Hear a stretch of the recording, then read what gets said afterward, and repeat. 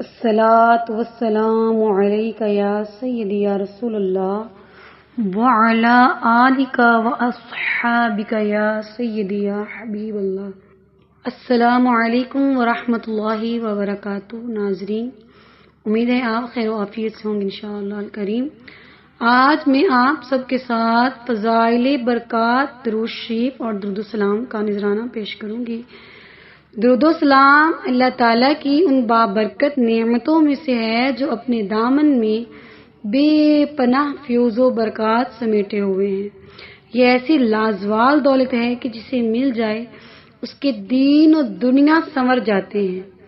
درود و سلام محبوب خدا کی تعریف، اللہ تعالیٰ کی رحمت کا خزانہ، گناہوں کا کفارہ، بلندی درجات کا زینہ، قرب خدا بندی کا آئینہ، خیر و برکت کا سفینہ ہے، مجلس کی زینت، تنگ دستی کا علاج، جنت میں لے جانے والا عمل ہے، دل کی طہارت، بلاؤں کا تریاق، روح کی مسرت، روحانی پریشانیوں کا علاج، غربت و افلاس کا حل، دوزخ سے نجات کا ذریعہ ہے اور شفاعت کی کنجی ہے۔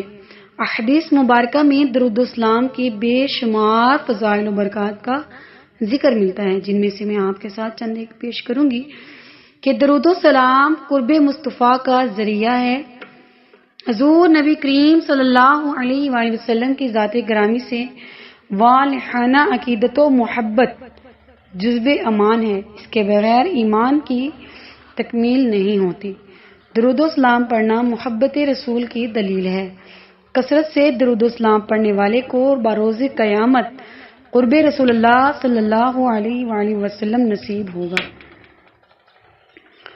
حضرت عبداللہ بن مسعود رضی اللہ تعالی عنہ فرماتے ہیں کہ نبی کریم صلی اللہ علیہ وآلہ وسلم نے فرمایا کہ اول الناس بیوم القیامت اکثرهم علیہ الصلاۃ، یعنی قیامت کے روز لوگوں میں میرے سب سے زیادہ قریب وہ ہوگا جو اس دنیا میں مجھ پر درود کثرت سے بھیجتا ہوگا۔ نمبر 2، روحانی جسمانی پاکیزگی کا باعث ہے۔